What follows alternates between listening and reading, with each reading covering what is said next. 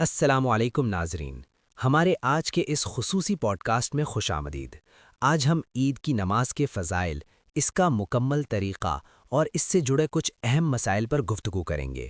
اس موضوع پر رہنمائی کے لیے ہمارے ساتھ اسٹوڈیو میں موجود ہیں معروف عالم دین مفتی صابر محمود صاحب۔ مفتی صاحب، پروگرام میں خوش آمدید۔ وعلیکم السلام ورحمۃ اللہ۔ بہت شکریہ مفتی حسان صاحب۔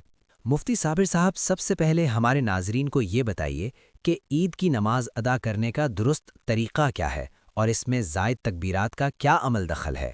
جی بالکل، عید کی نماز 2 رکعتوں پر مشتمل ہوتی ہے اور عام نمازوں کے برعکس اس کے لیے کوئی اذان اور اقامت نہیں کہی جاتی۔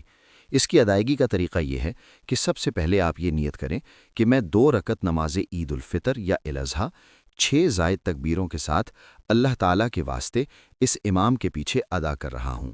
صحیح، تو پہلی اور دوسری رکعت میں یہ 6 زائد تکبیریں کس طرح ادا کی جائیں گی؟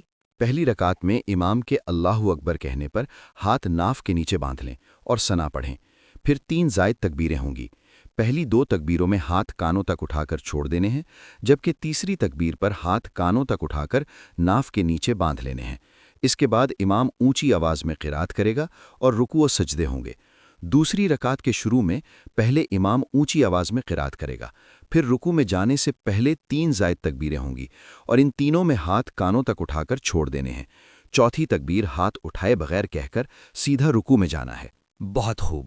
ایک مسئلہ جو اکثر پیش آتا ہے کہ اگر امام صاحب عید کی نماز میں یہ زائد تکبیرات بھول جائیں تو کیا حکم ہے؟ کیا سجدہ سہو کرنا پڑے گا؟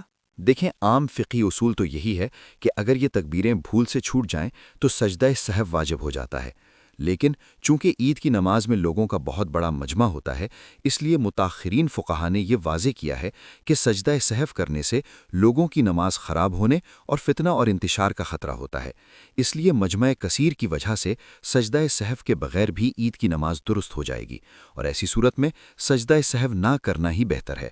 ماشاءاللہ، یہ بہت اہم وضاحت ہے۔ اب اوقات کے حوالے سے بتائیے کہ عید کی نماز کا مستحب وقت کیا ہے؟ عیدین کی نماز کا وقت سورج طلوع ہو کر ایک نیزے کے برابر بلند ہونے کے بعد، یعنی اشراق کے وقت سے لے کر زوال تک رہتا ہے۔ البتہ مستحب یہ ہے کہ عید الفطر کی نماز کو اول وقت سے تھوڑا تاخیر سے پڑھا جائے تاکہ لوگ نماز سے پہلے بآسانی صدقہ فطر ادا کر سکیں۔ اس کے برعکس عید الاضحیٰ کی نماز میں جلدی کرنا مستحب ہے تاکہ لوگ نماز سے جلد فارغ ہو کر قربانی کر سکیں۔ بہت عمدہ۔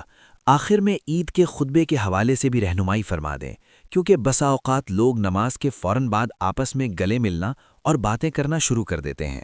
جی، یہ بڑی کوتاہی ہے۔ نماز مکمل ہونے کے بعد امام 2 خطبے دیتا ہے اور دونوں کے درمیان تھوڑی دیر بیٹھتا ہے۔